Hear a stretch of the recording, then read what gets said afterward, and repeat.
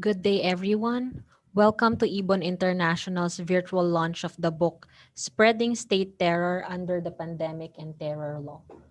You can now download the book from our website at iboninternational.org. You can also share the live stream of the virtual launch from our Facebook page at facebook.com/iboninternational. We acknowledge the presence of our networks and partners in the Philippines and abroad. We also acknowledge the presence of Laura Oxel from the German Embassy, Crystal Eunice de la Cruz from the Austrian Embassy, Francis Tom Temprosa from the Commissioner on Human Rights in the Philippines, and our partners from the Swedish Society for Nature Conservation, Sarah Nilsson and Maria Wolfer. Today, we invited campaigners and rights defenders who contributed to the book, the Indigenous Peoples Movement for Self-Determination and Liberation, People's Coalition on Food Sovereignty, and the Council for People's Development and Governance. We also invited the International Coalition for Human Rights in the Philippines to talk about people-led initiatives to address the current Philippine situation. After the speaker's presentation, we will open the floor for questions and insights from the audience. For our Zoom participants, you can send in your questions through the chat box. For those tuning in our Facebook Live, you can send questions through the comment section.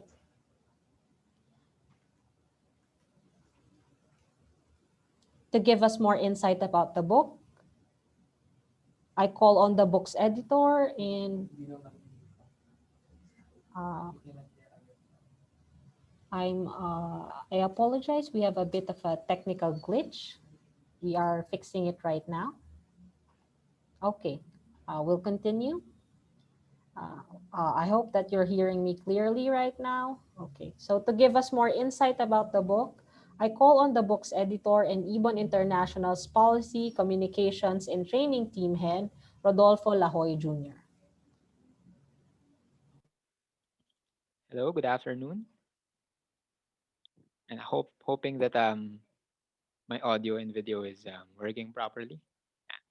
So thank you for to all those who are joining us today, from fellow CSOs to representatives of embassies in the Philippines, and to our partners. No, we at Ibon International, no, as an ICSO working on capacity development for rights, democracy, and people's development, are seeing rising repression around the world. Actually, as governments who are either unwilling or incompetent in addressing the ongoing economic and health crises today are responding with tyranny instead. No, this includes the government of the Philippines. No, where the Philippines, of course, is the location of our main offices. From this vantage point, we are seeing and are extremely concerned about the brazen attacks against people's organizations, CSOs, and rights defenders who are critical of the Duterte administration's repressive direction and neoliberal policy, no, including some of our partner organizations in Ibon International. We have seen this, especially today. We are seeing even more brazen and even more repressive attacks since the administration's militarist pandemic response and the railroading and implementation of the so-called Anti-Terrorism Act of 2020 since July last year. This is the general context, basically, why we are launching this book titled Spreading State Terror Under the Pandemic and the Terror Law today.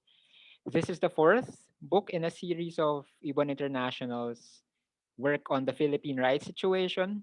It is a compilation of articles, many of which are written by people's organizations and advocates, no, at the front lines of rights assertions, no, including advocates for workers' rights, peasants' rights, the rights of indigenous people, women, and other rights defenders. The book therefore discusses the implications of the current rights situation on the work for people-centered development and social justice. It also establishes which institutions and who are the officials that should be accountable for this dire rights situation. We are holding our event today, actually days before the report of the Special Rapporteur on Human Rights Defenders at the ongoing 46th session of the UN Human Rights Council. No? And more importantly, we are holding our event today amid continuing and alarming cases of rights violations in the Philippines. From the very recent killing of local official Julie Katamin, a member of the LGBT community and of the Indigenous Tumandok people, who was the one who exposed the false planted evidence against arrested Tumandok Indigenous peoples late last year. There's also the continuing intimidation against Lumad rights defenders since the arrests of mid-February. Worse, today we are seeing that when the administration's officials admit faults of state actors, like in the recent DOJ presentations at the UNHRC, they pin the blame instead to mere failures of protocol or negligent on-ground state forces, while obscuring the direct accountability of the top policymakers and executive agencies, including of the chief executive of the country, the president himself. Our book aims to add to the critical evidence base that could contribute to efforts to exact accountability and justice in the long term. It serves to document organizations' efforts for accountability and aims to contribute to making the Philippines case for a UN probe, United Nations Human Rights Council probe on the human rights violations in the country under the Duterte administration. Finally, we hope that this book will inform readers, from policymakers to rights defenders and other CSOs around the world, about the pressing need for international solidarity and efforts to support calls of people's organizations in the Philippines. No? Such support and solidarity are key in reversing the larger trend of rising authoritarianism amid the multiple crises today. In short, realizing people's civil political rights would be key to realize the people's whole range of rights, including their right to people-centered development and their right to shape the economies that affect them in the end. Long live international solidarity, and we hope our participants today would continue on in echoing the cause for accountability in the Philippines. Thank you very much. Thank you, Rodolfo. Indeed, we hope to call attention to the human rights crisis in the country, to the non-stop killings and attacks of community leaders and rights defenders, especially as the UN Human Rights Council will tackle the report of the Special Rapporteur on Human Rights Defenders in a few days. Again, you can visit our website at iboninternational.org to download the book. Meanwhile, you can share the live stream of the virtual launch from our Facebook page at facebook.com/iboninternational. Our first speaker is Carlo Manalansan of the Global Network Indigenous Peoples Movement for Self-Determination and Liberation. Carlo, we give you the floor.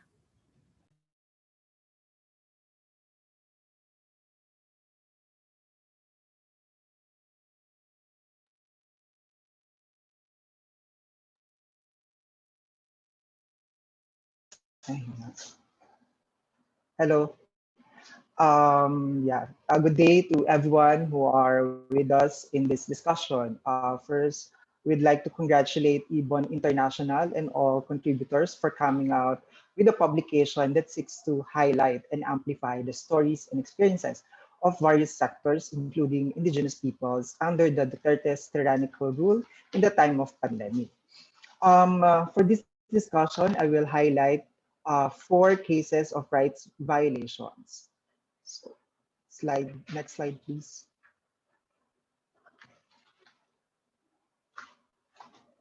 Back.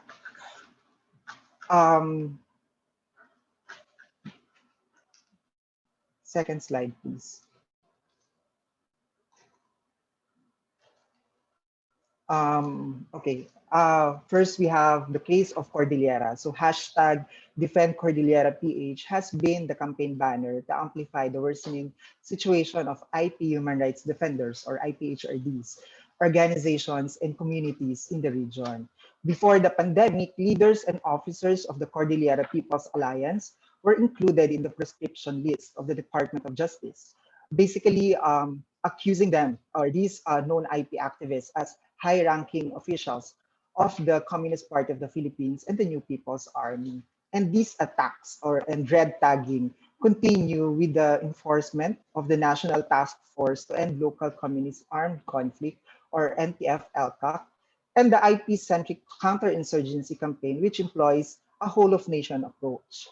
CPA and other organizations have been repeatedly labeled as terrorists by some local government units, such as the Sadanga Mayor Gangangan. They declare CPA as a terrorist organization and a persona non grata. In fact, Mayor Gangangan encouraged other local governments in the Cordillera to make a stand against the CPA and progressive organizations. The months of lockdown, we saw rise in arrest and killings of indigenous people's rights activists. This includes Betty Belen of Kalinga. She was illegally arrested and detained and charged of the possession of firearms. Fortunately, she is now free but without certainties. Recently, the chairperson of CPA, Wendell Bolingit, was charged of trump-up murder case in a place where he hasn't visited. This January, Police Regional Director Arwin Pagkalinawan released a shoot to kill order against Binder. Next, please. Next slide, please. Um, Hashtag FreeLumad26.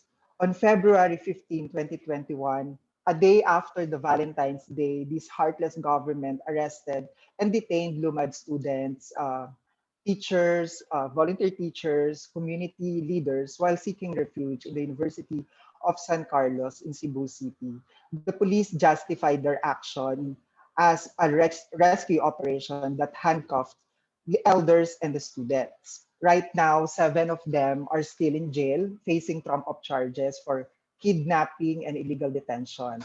One of the teachers, Chad Book, and the Lumad leaders who are with him in jail were persistently red tagged and attacked by this government. The Lumad left their community because of constant presence of military and paramilitary troops. Bakwit schools are set up in the cities and universities outside of Mindanao to ensure that the Lumad children still get the education, despite persistent attacks on their rights and threats to their lives. Now, these rights violations continue wherever they are, even in a sanctuary that is supposed to be a safe space for the Lumad students and the Lumad themselves. Next, please. Next slide. Hashtag Free Lumibaw 4. The Aita of Central Luzon, Japper Gurong and Junior Ramos are the first known victims of the anti-terror law together with 2 other Aita women. No? They were illegally arrested while evacuating their communities due to aerial bombing and other military activities. About 192 families were affected by this military operation. Japper and Junior faced fabricated charges like illegal possession of firearms and explosives. They were accused of being terrorists and forced to admit that they are members of the New People's Army. They experienced torture for days under the military copters. Since September of 2020, the National Union of People's Lawyers, or NUPL, was the one handling the case and representing them ever since the charges were filed against them. But recently, the 2 AITA withdrew their petition for intervention before the Supreme Court, and the case was taken over by the Public Attorney's Office, together with the NCIP. It is quite apparent that the Solicitor General Calida is afraid that the torture and the suffering experienced by 2 AITA under the police custody, military custody, will be the center point of the oral arguments on the anti-terror law. Next slide, please.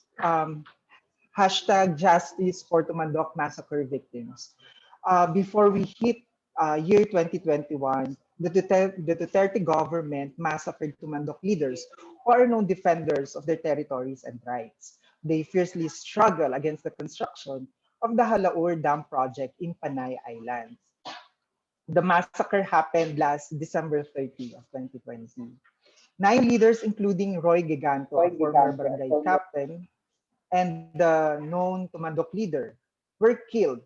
And while 16 other Tumandok leaders and community members are in jail, including IP women rights defenders.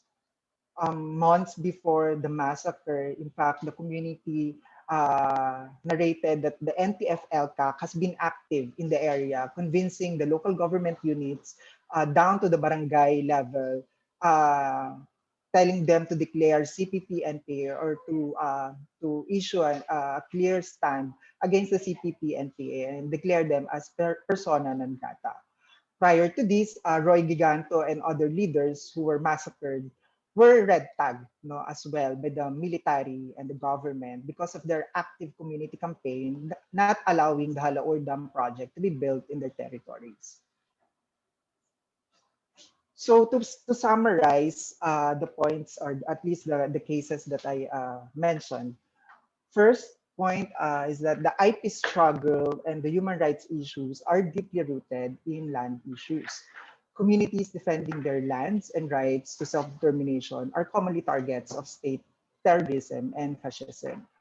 The CPA, for instance, and community organizations in the region that are active in campaign against the Chico River Pump Irrigation Project, the mining activity, the Cordillera Exploration Company Incorporated, are labeled as terrorists.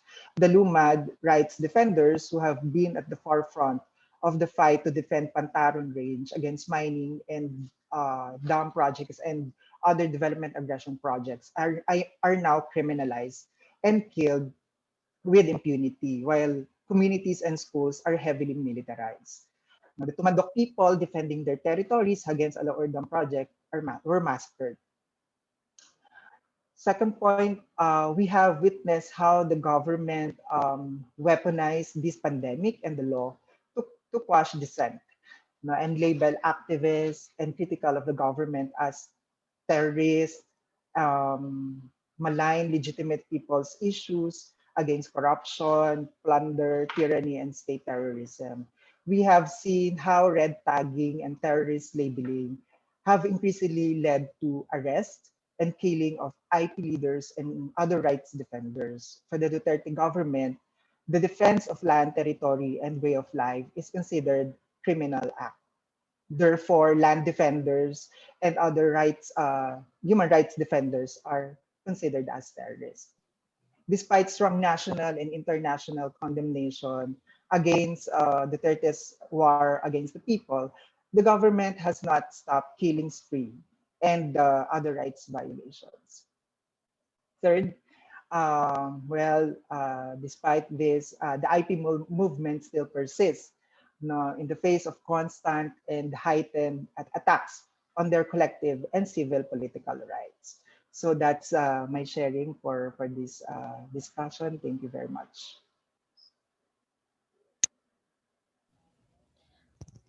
Thank you, Carlo, for discussing the plight of the indigenous peoples in the country who are killed or face trumped up charges and other forms of state perpetrated attacks for defending their ancestral lands and protecting the environment. I would like to reiterate the calls of the indigenous peoples that were highlighted in the presentation. Defend Cordillera, Free Lumad 26, Free Lumibao 4, and Justice for Tumandok Massacre. I would also like to announce that later at the end of the program, we hope to take a group photo where we will raise relevant calls which will be mentioned throughout the discussion of our speakers. So if you can, please prepare calls. Please prepare calls that you can raise later. Okay. Our next speaker is Rebecca Llaneta from Samahan ng Mamamayang Nagkakaisa sa Sitio Buntog or Samana Buntog, a member organization of Kilosang Magbubukid ng Pilipinas or Peasant Movement of the Philippines. KMP or Kilosang Magbubukid ng Pilipinas is a member of the People's Coalition on Food Sovereignty, a global network of peasant farmer organizations and their support NGOs. Rebecca Llaneta is an organizer of Samana Buntog, a local peasant organization based in Hacienda Yulo in Laguna Province. They are currently facing eviction and harassment from the real estate company Ayala Land. Rebecca will be speaking in Tagalog. So for those who wish to listen to the English translation,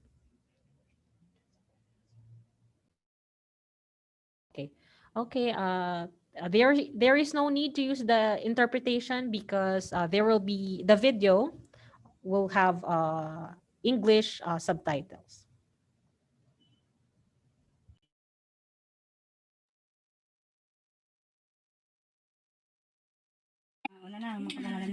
Ako po, si Rebecca Leoneta, 44 gulang at naninirahan sa Sitio Buntog, sa ako po ng Bangyas. Ako po ay isang opisyal na samana ng Buntog at na itinalaga ng mga tao dito upang makikiisa, upang matulungan ng aming magkasaka dito, upang ipagtuloy ang aming laban. Ang unang mga tao sa Sitio Buntog ay ang mga nono, taong 1911, kasimula ng sumabog ang taal, ang buwag ang taal ay dito na sila nanirahan hanggang sa ngayon, hanggang dito na sila namatay. At naiwan po ang kanilang mga anak at kanilang mga pamilya upang dito maninirahan. Dinadahas mo sila dahil gusto kami ng mga yulo ang lupang ito upang kuhanin nila sa aming mga ninuno na sila pa ang naunang mga ninuno namin ang tumira dito sa lupang ito kaysa sa kanila. Dahil po sila ay mayaman, gusto nilang kamkapin na lahat ng lupa dito upang kuhanin sa amin. Kaya ito ay aming pinaglalaban ng buong tapang at buong kahit na kami dinadahas nila, yung mga shirap agency na iyan, na sila mga demonyo, mga walang hiya, mga alakang satanas, mga walang sila, wala sila mga puso na ginagawa sa amin na kahit na mga batang walang kamalay-malay, tinatakot nila. Sobra ang mga ginagawa nila sa amin. Kung kami taong mahihirap lang kami, ganito ang gagawin nila sa amin. Yang si kamatayan na iyan, ang sinasabi niya sa amin, na siya si kamatayan, na lahat daw ng buong ng Kalamba ay nababayaran na. Dahil ang tao din nababayaran ngayon, kahit na sino ay nababayaran na. Kaya daw kami ay tumigil na sa paglaban ng aming lupa, pero hindi kami titigil hanggat nabubuhay kami. Dahil ito lang ang aming lupang binana sa amin ng mga ninuno. Ito lang ang aming lupang pinapakainan sa aming mga anak. Sa pag-aaral nila, dito kami nabubuhay hanggang sa ngayon. Diyan po kami, masama ang loob sa lahat ng sambayanan ng Kalamba. Dahil ganito na po ang nangyari nila sa amin. Wala pa rin silang tugon. Yang si Mayor, iyan, si Kapitan Dimayuga, lahat po ng sambayanan ng Kalamba. Kami po ay pinagtuturo-turo nila kung saan kami pupunta. Kami po ay para kami mga basang sisiw. Kung saan kami hagilapin. Pinagtuturo-turo nila kami kung saan kami pupunta. Yan ba ang mga nanungkulan sa bayan? Di ba ang nanungkulan sa bayan dapat, di ba? Obligahin nila ang tao, tulungan nila ang tao upang matulungan nila. Yung mga kapulisan na yan, dapat sila dapat ang mag-ano sa katahimikan ng tao dito. Bakit wala sila? At sabihin nilang, pupunta doon kami, wala mo silang pupunta ditong pulis. Di ba? Napakasasipin na yung mga nasa gobyernong iyan dapat sila tumutulong sa amin. Kaya dahil kaming mahirap, wala kaming lakas na loob na parang upang lumaban. Dahil wala kaming tulong nang galing sa kanila lahat. Kami po ay nagpasalamat sa lahat ng organisasyon na tumutulong sa amin sa ngayon. Dahil po hindi sa kanila po, wala po kami makain dito. Mamibigay po sila ng pagkain, tulong pinansyal sa lahat. Kami ang laki ng aming pasalamat sa lahat ng tumutulong sa amin. Mga nagpapibigay sa amin ng pagkain. Dahil wala kaming hanap buhay dito sa ngayon. Hindi makalas sa aming makalakal. Hindi makapagtrabaho ang aming mga asawa. Dahil lang madadaanan. Saan ba kami kumukuha ng pagkain namin? Kundi sa bigay ng mga tulong na galing sa iba't ibang sektor na tumutulong sa amin sa ngayon. Kaya laki ng aming pasasalamat sa mga tumutulong na iyan. Sana po ay huwag sila magsawa sa pagbigay sa amin ng tulong hanggang kami ay makamit namin ang aming mga tagumpay sa lahat. Sana po, kung sino man nakakarinig sa ating panawagan ngayon, sana yung mga lahat na sa Facebook, media, at kung sino man po ang paglabas nitong aking panayam, ang aking bigay na ito ngayon, sana po ay may bigay niyo po sa lahat ng media, social media na sana po tumulong sa amin po sa gustong tumulong sa amin, sana po ay bigyan po nila kami ng lahat ng tulong upang mailabas namin to at bigyan kami ng mga tulong hustisya sa lahat ng ito. Sana po kung sino man po may magandang loob na tumulong sa amin, na ikalat ito lahat upang malaman ng buong bansa ang aming hinaing dito at ang aming hinaing at ang aming hirap sa lahat na ito, na aming laban. Sana po tulungan po nila kami at tanawin namin may magandang loob sa kanila. Lahat ng ito. We thank PCFS for the video we have just shown with Rebecca Llaneta, who narrated their struggle for land and livelihood against Ayala Land Corporation, who are protected by local government officials. Indeed, it is important to highlight the situation of the peasants and small farmers in the Philippines today under Duterte's government, wherein over 300 peasants are already killed.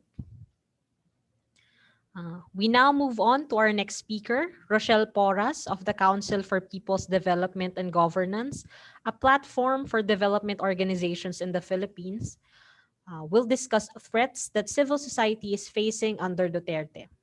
Rochelle, you have the floor. Thank you very much, Agatha. And thank you for this opportunity to share about the plight of the development workers in the Philippines. I hope you can hear me clearly and that you can see my PowerPoint presentation on your screen.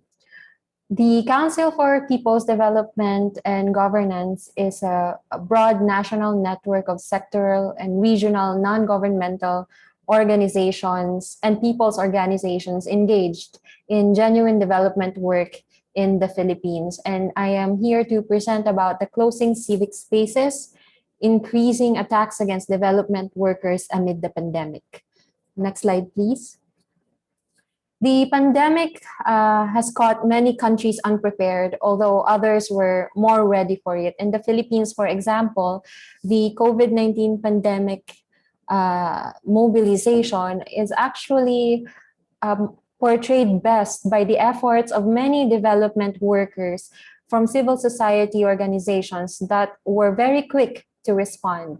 Networks of organizations, businesses, and individuals wasted no time organizing manpower and mobilizing resources to respond to the pandemic.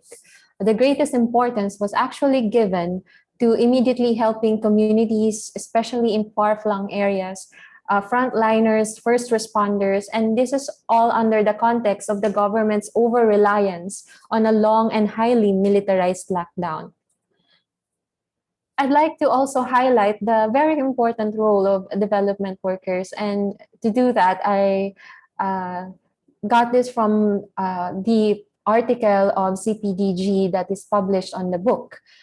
This is by a quote from Dr. Judy Taguiwalo, a longtime development worker and a former secretary of the Philippines Department of Social Welfare and Development. According to her, to Dr. Taguiwalo, development workers and activists both act to change situations of injustice and equality.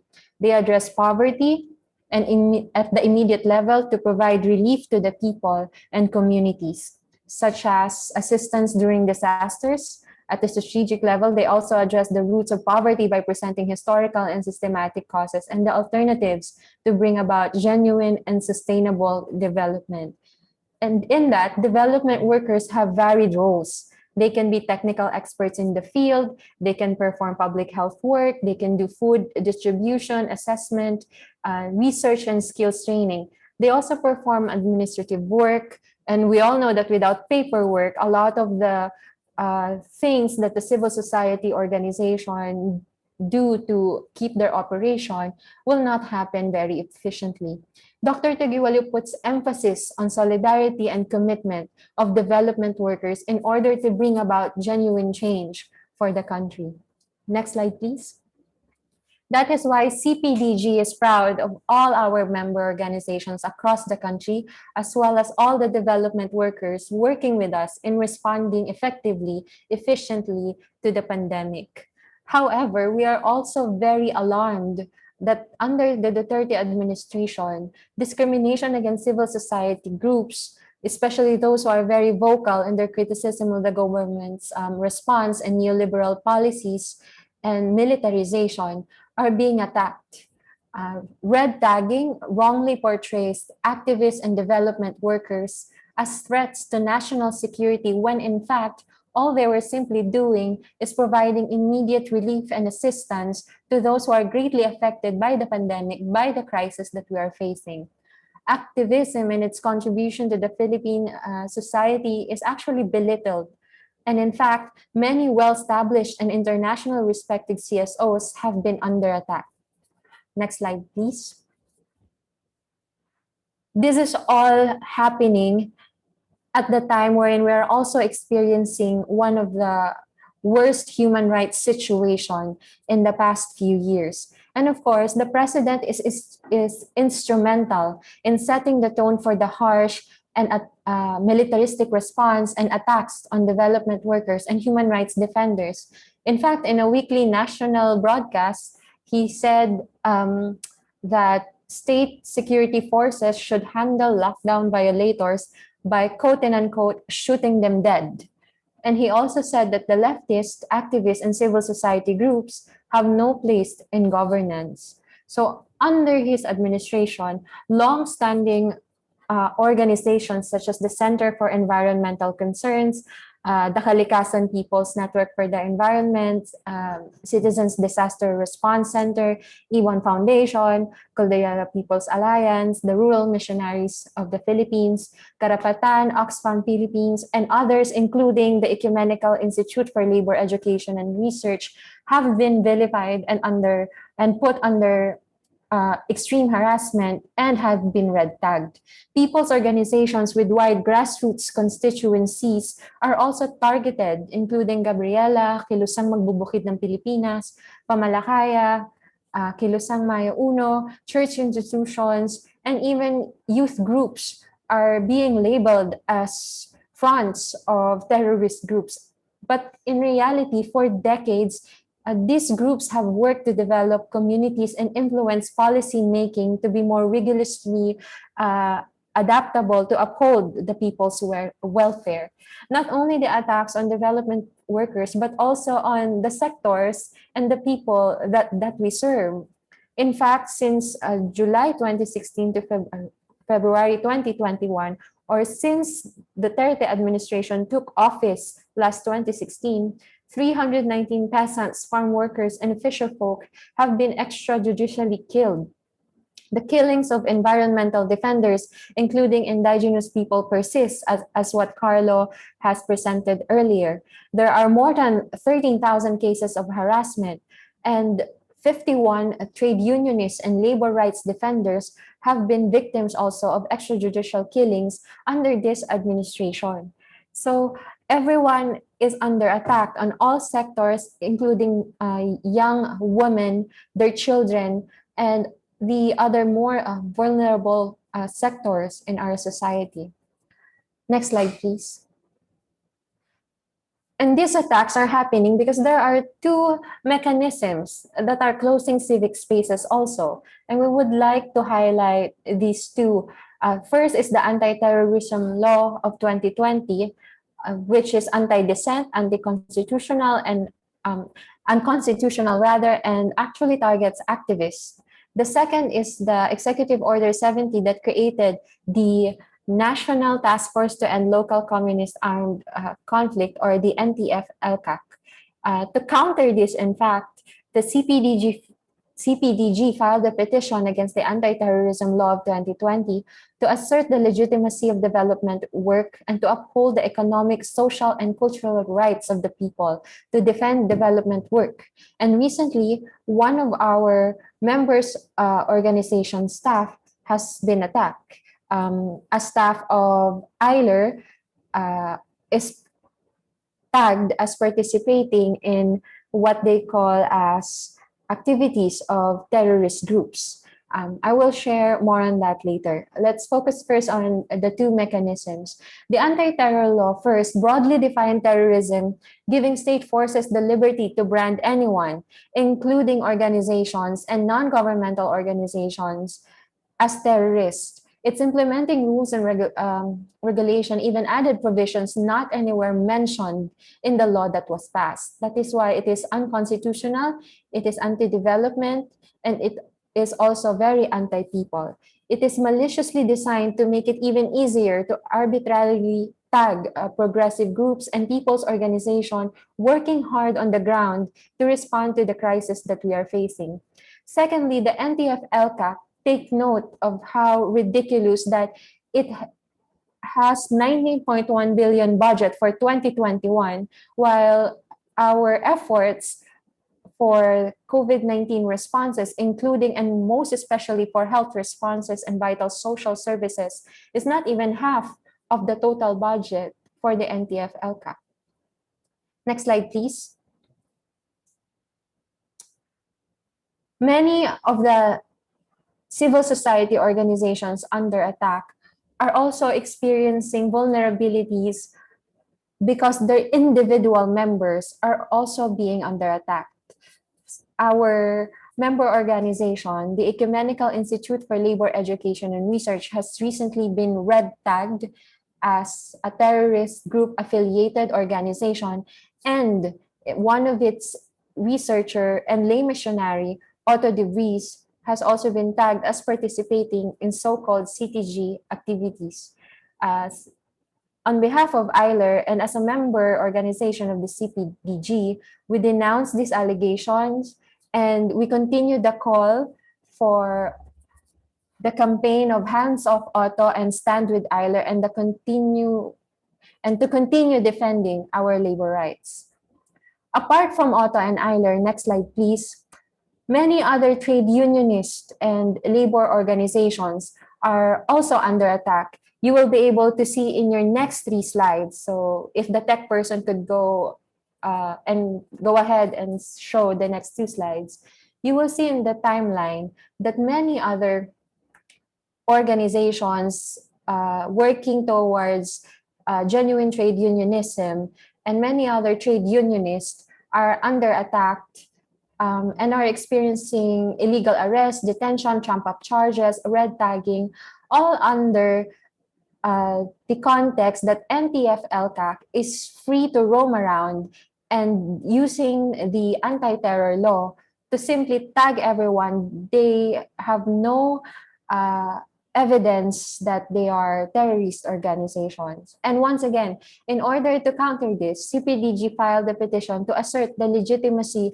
of the work that we do and also to defend the rights, not only of labor organizations, but of the workers, of the women, of the peasants and fisher folk that we serve.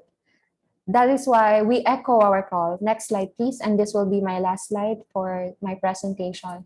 This is why we echo our key demands. First, dismantle the state machinery used to close civic spaces, that is, to repeal the anti-terrorism law of 2020, to revoke the Executive Order 70 creating the NTF-ELCAC, and conduct an international independent investigation on state-sponsored human rights abuses in the Philippines.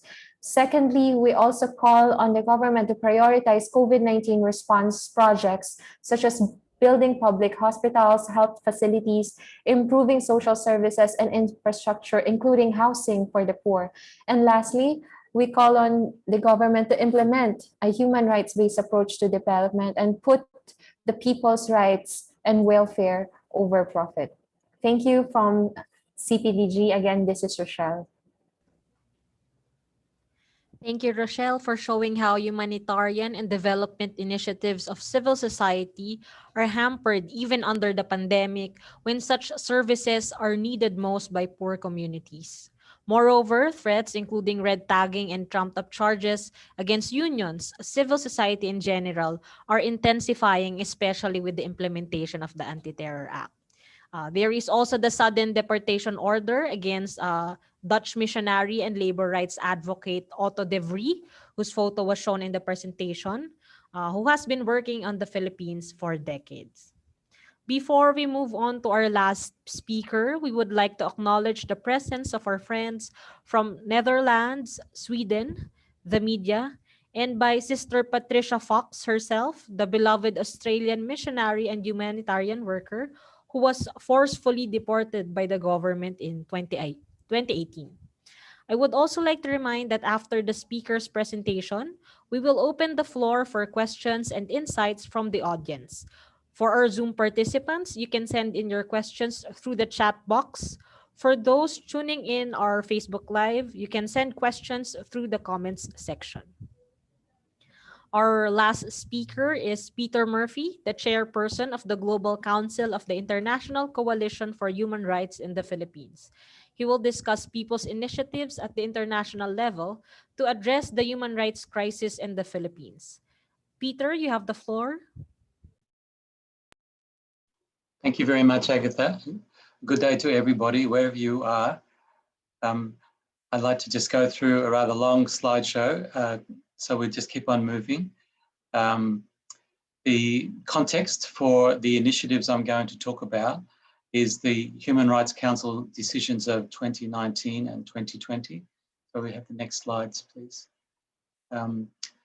In 2019, Iceland initiated a resolution which was carried narrowly by 18 votes to 14 for a comprehensive report on the Philippines' human rights situation. Next slide, thanks. So this report was published in June 2020 by the High Commissioner for Human Rights, Ms. Michelle Bachelet. What was involved in that work was a quite intense investigation by her team, and also she called for civil society to make submissions, which we helped to generate, and I think they were quite substantive, both from the international community and from within the Philippines. Next slide, thanks. So she basically summarized the human rights situation as one where the government's programs against terrorism and illegal drugs completely overwhelmed the human rights of the citizens of the Philippines. Next slide, please. So her report looked at specific national security laws and policies and their impact on different sectors of the community. And you can see how wide-ranging these were, and other speakers this evening have already spoken about the pervasive red tagging experienced by different organisations, which lead to extremely dangerous outcomes.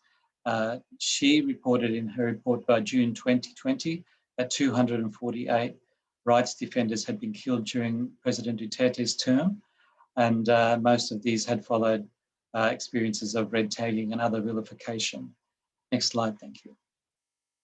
So she called on the Human Rights Council to fulfill its mandate because the families of victims and the country's courageous human rights defenders were counting on the international community to help them address the ongoing and serious human rights issues. Next slide, thanks. So she recommended to the council that there be a authorization of an independent body to conduct further investigations into all killings and alleged violations. However, this didn't happen. Next slide, thanks. By September 2020, with Iceland no longer a member state in the Human Rights Council, there was a sort of a vacuum, and instead of actions, which were suggested here by Agnes Kalamard, one of the special rapporteurs, we got a sort of a backward step. Next slide, thank you. So by October 7, a resolution was passed which would just simply provide technical assistance and capacity building to the government of the Philippines for the promotion and protection of human rights in the country. This really fell very far short of our hopes and expectations, which were pretty well based, I think, in the content of Michelle Bachelet's report. However, we were very disappointed because it's more or less assuming that the government of the Philippines is upholding human rights and simply needs a bit more help to do it better.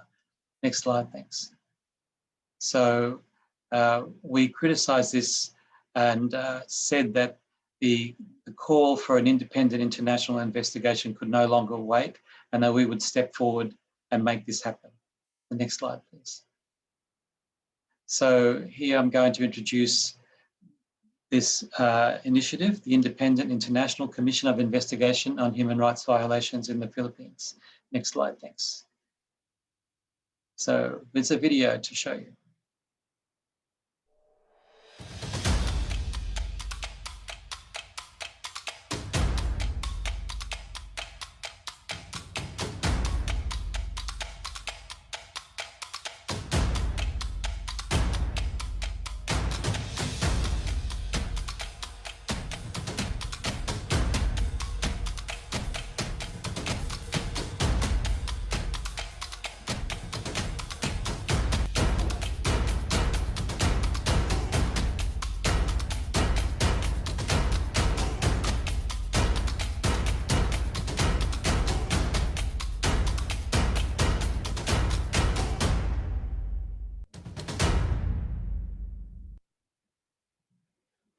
Okay, next slide, please.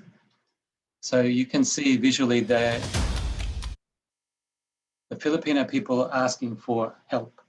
So they're expecting and putting a lot of hopes in our effort, and we hope we can live up to that expectation. So our objective is to create space for the international community to serve justice for these victims of violations, to build on Bachelet's report, and to create a more favourable climate for the Human Rights Council to do its work properly. The next slide, thank you. So just this slide shows some of the partner organisations we have that we're working with in the Philippines. So the National Council of Churches, EQ Voice, United Church of Christ, Rise Up for Rights and Life, Karapatan, NUPL, and other organisations. Next slide, please. So I think we won't go into the iChirp's own history, except that it was formed in 2013. It seems a long time ago. Thanks. Next slide. I'd like to introduce, though, the high-level commissioners who responded to our call for independent personalities to take on this mantle, this job of leading this investigative effort. So we have Archbishop Joris Verkammen of the Old Catholic Church in the Netherlands, who's also a member of the World Council of Churches Central Committee. Senator Janet Rice from the Australian Greens, the actually only sitting member of a parliament or congress on the commission.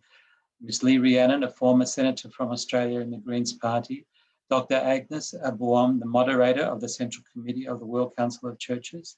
Dr. Chris Ferguson, General Secretary of the World Communion of Reformed Churches based in Germany. Reverend Michael Blair is the General Secretary of the United Church of Canada. Reverend Dr. Susan Henry Crowe from the United Methodist Church. She's based in Washington, DC. Dr. David Edwards, the General Secretary of Education International, the trade union body for all the teacher unions in the world. The next slide, please.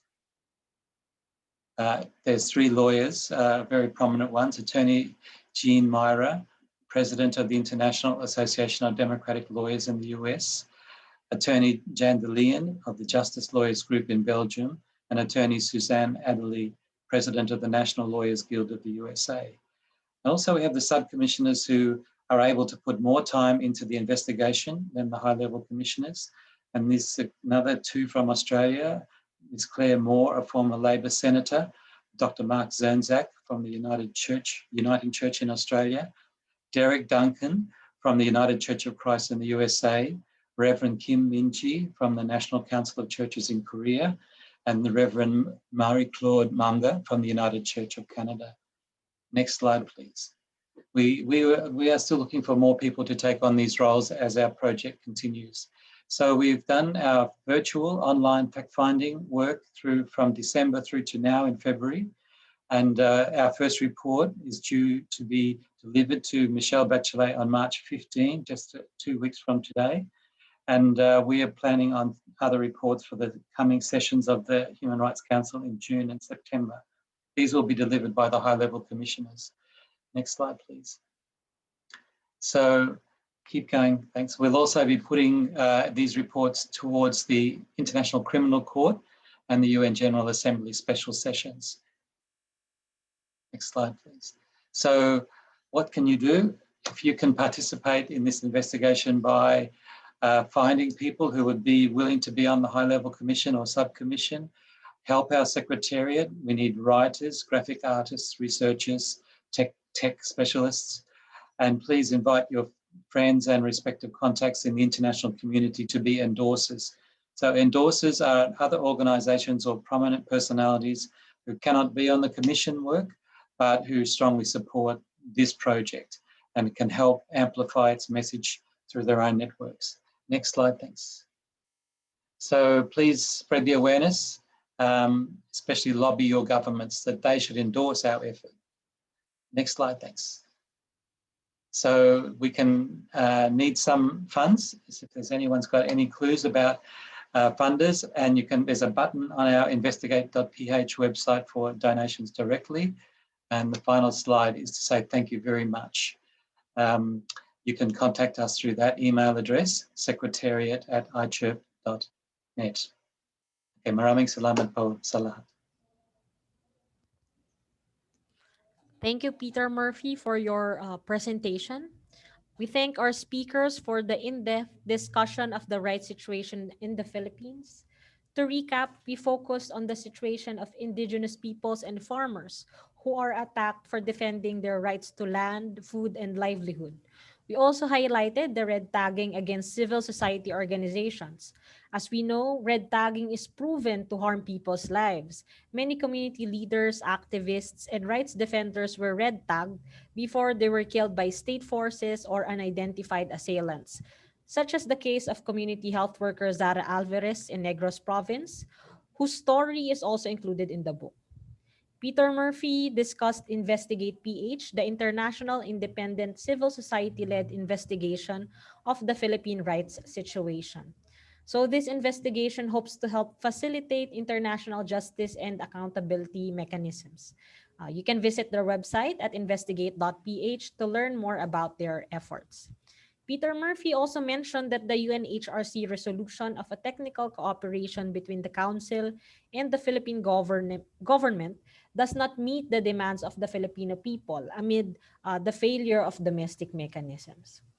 So now we open the floor for questions or insights from the audience.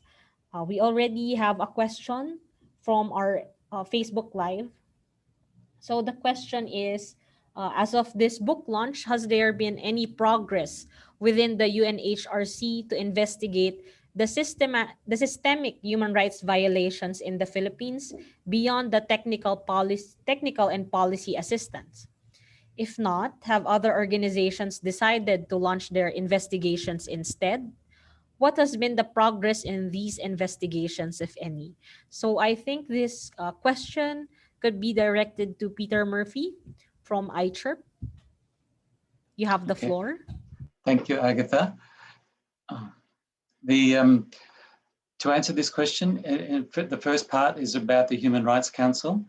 There's really been no progress at that level. The special rapporteurs, though, are always receiving information from ourselves and also from other organizations inside the Philippines about all of these incidents, which are, I think, documented in the book that we're launching tonight and also have been presented by other speakers tonight. So it is important to know that the special rapporteurs, a range of them, I think at least 9, have been personally attacked by President Duterte, threatened with arrest, and they are quite highly motivated to assert the basic duties they have to defend the human rights set out in the various international covenants and in the Universal Declaration of Human Rights. So you can be confident at that level that there is work going on. The technical cooperation program, it actually hasn't been finalized. You know, it's many months now since that decision in October.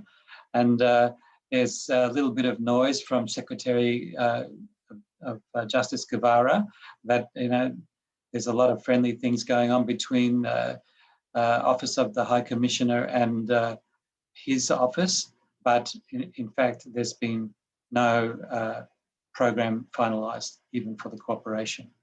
As for us, I think I've explained that the Investigate PH project is really on foot, and we've identified 39 cases up till December 30, so taking in the Tumandok massacre and arrests, as well as 14 more cases since then, which are emblematic of the range of abuses we're trying to expose to the international community. And overall, we're working to expose the failure of what they refer to as the domestic remedies to address these violations in the Philippines. So the government of the Philippines is trying to put out a message that, yes, their domestic institutions, the judiciary, the police, the Congress even, are all capable of addressing the concerns which have been raised. But we know that that's completely untrue. So we have to, really make our report land, which I said will be March 15, and build on it through to September and expand a lot the communication of this information to governments and non-government organisations around the world. Thank you. Thank you, Peter, for answering the question. So we see from Peter's answer how civil society-led or people-led initiatives are very important to obtain justice for victims and to exact accountability from this government. Efforts such as Investigate PH. Okay, so we have another question.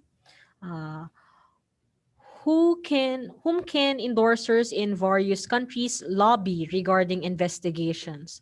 What actions can foreign governments take to support investigation and prosecution efforts against human rights violations in the Philippines? So, would anyone from our panelists would like to answer this question?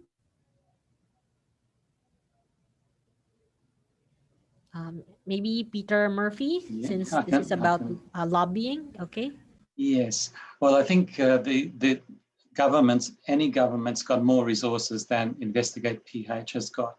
So they themselves have embassies in the Philippines. They have Filipino diplomats in their own countries. So they have a lot of capacity to investigate in their own right. So that's one thing that we could ask them to do. But we must, I think, as a priority, tell them what we're doing and ask for their support, which can be simply at the moral level. That is, that they speak up and say that they welcome Investigate.ph, our effort to uncover the situation and to make some kind of progress in addressing the violations we see. They can go further, of course, and provide some material support as well to the work we're doing. And the way to begin that, of course, is that they should have a discussion with the High Commissioners in our project about what sort of help they could offer. So, yeah, but I think that the political action of supporting Investigate PH would be really a powerful message to the Philippine government. And of course, then we would like to ask them to act much more firmly and in a focused way at the Human Rights Council so that the vacuum that opened up last year is closed and that there's a determination in a majority of the member states there to not allow this incredibly brazen abuse and thumbing of the nose really at the international community that's coming from the government in the Philippines at present. Thank you, Peter Murphy. Okay, so we have another question from the floor. What do you think are the state's motives for attacking critics and people's organizations? Whose interests is the government protecting? Maybe the people's organizations can answer this. Maybe each can answer this. The IPMS, DL, PCFS, and CPDG. Thank you.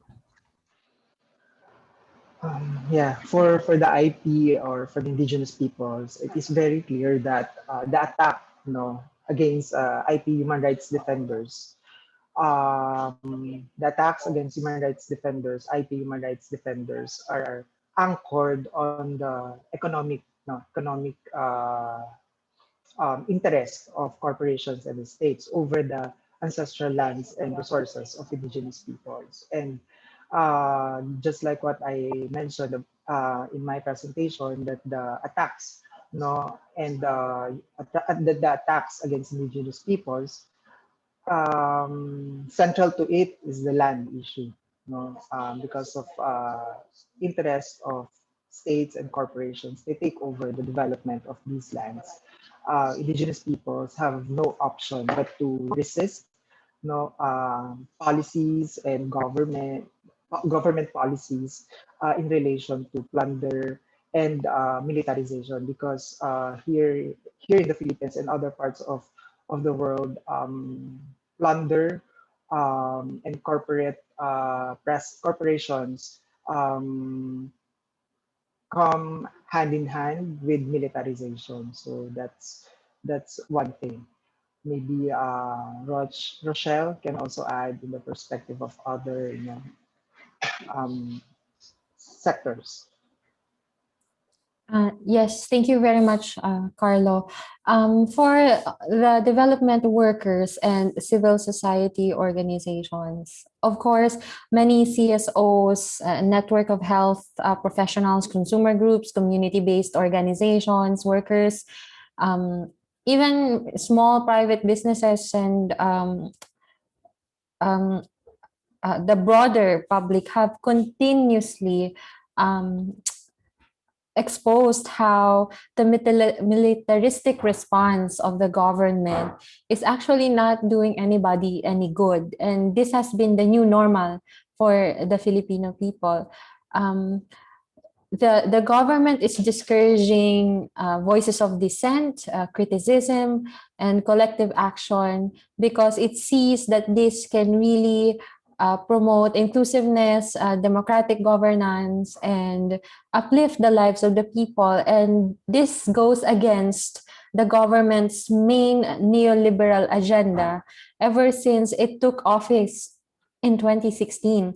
And the attacks on the people are clear to the point that many more church people, youth groups, civil, and other members of civil society organizations and trade unions are also trying to uh, defend the attacks against the people and group themselves stronger and make sure that the government and the president, who is instrumental in setting the tone for these attacks, are held accountable.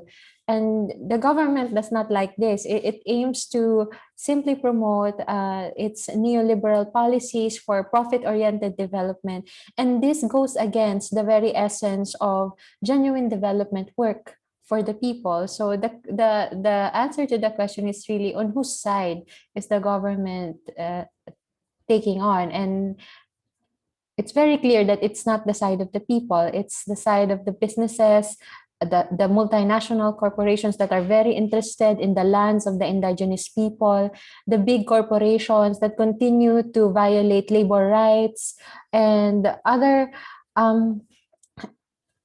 institutions that aim to expose this, such as the civil society organizations, the church groups, the trade unions, all other organizations exposing this are being vilified, red tagged, and branded as terrorist groups in order to make them the enemy of the state.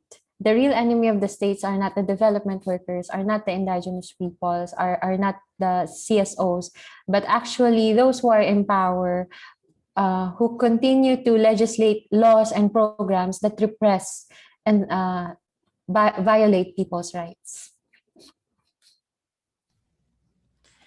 Thank you, Carlo and Rochelle, for answering the question. Unfortunately, that will be the last question from the floor, as it is already 3 minutes past 4 o'clock. But the conversation and struggle for justice in the Philippines does not end in our virtual lunch. So, yeah, it continues. So to end our program, we call on Ibon International's Executive Director, Ms. Jennifer Del Rosario Malonzo. Thank you, Agatha. But is JC not speaking from PCFS? Oh, I'm sorry. Did I interrupt JC from PCFS? No, Okay. it's fine. I was just about to answer. Building on what Loy said, of course, as we have pointed out, these attacks are not random. So these attacks serve to facilitate land grabbing of lands, especially for farmers, land grabbing of lands for corporations to be used for mining, plantations, and these are nothing new. Military operations, psychological warfare, always go hand in hand with the so-called development projects.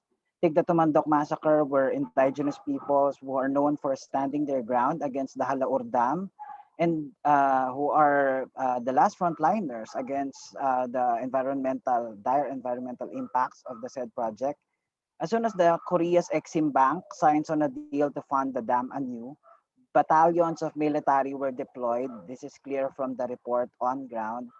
And the leaders of the Tumandok, the organization, red tag, and of course, this culminated in the massacre, the unfortunate massacre in last year, 2020. And civil society organizations have always have since called out the Duterte administration for this ruthless and violent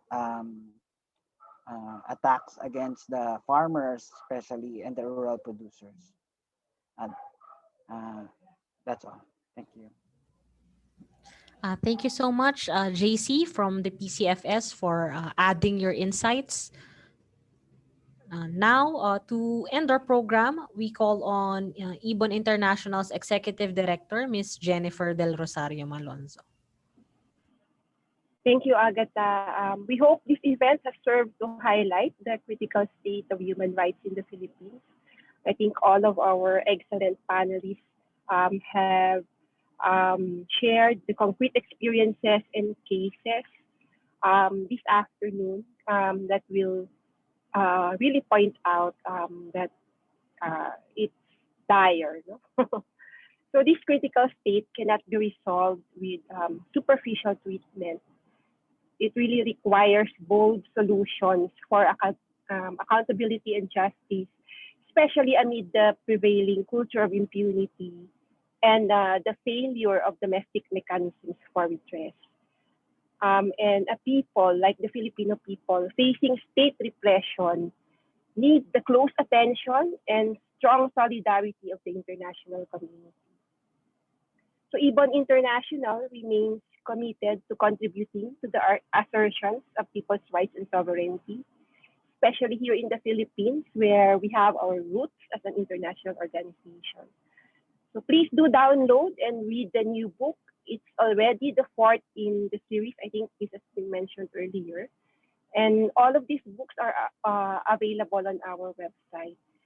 We hope this new book adds to the critical evidence base for the efforts to hold the Duterte government to account and obtain justice, especially for the rural peoples, the workers, women, as you know, the sectors suffering the worst of political repression, and as highlighted by our panelists, all underpinned by elite economic interests. And all of this happening amid the impact of the pandemic.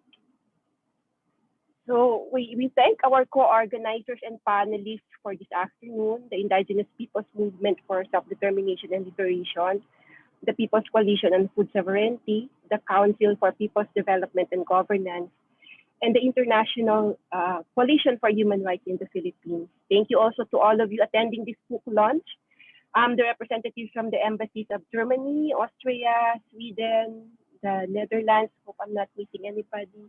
Our partner, Swedish Society for Nature Conservation, Sister Patricia Fox, also graced our event. Our Board of Trustees, the Ibon International Foundation Board of Trustees, Beverly Longid, who has also been subjected to red tagging.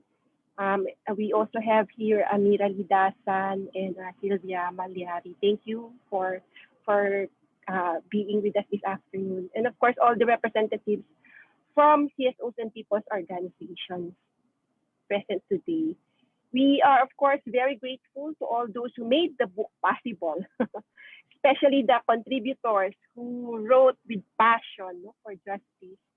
And of course, the Swedish International Development Cooperation Agency, or SIDA, for supporting its publication. So thank you, everyone.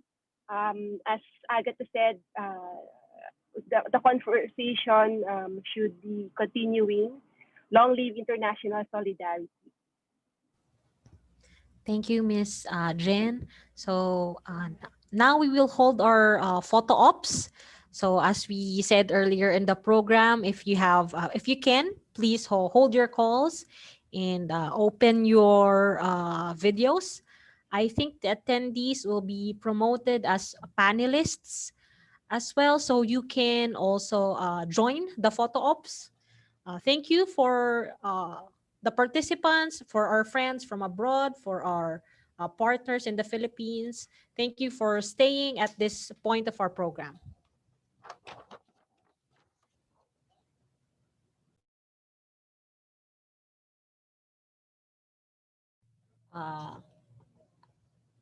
is okay.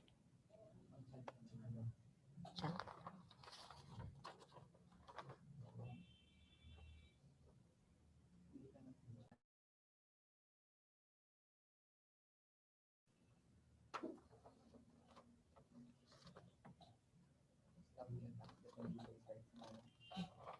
Can we please chant? When I say stop the attacks, can you please respond with defend people's rights? 1, 2, 3. Stop the attacks. Defend Defend people's people's rights. Right. Now our tech is taking the photos. Are we okay now? Okay. I think the photos are already taken. Thank you very much, everyone. Again, you can download our book from our website. Thank you and have a good day. Thank you, everyone. Thank you. Thank you, Thank everyone. you. Thank Thank you, you. Ms. Bon. Thank you. Take care. Congrats. Hi, Amira.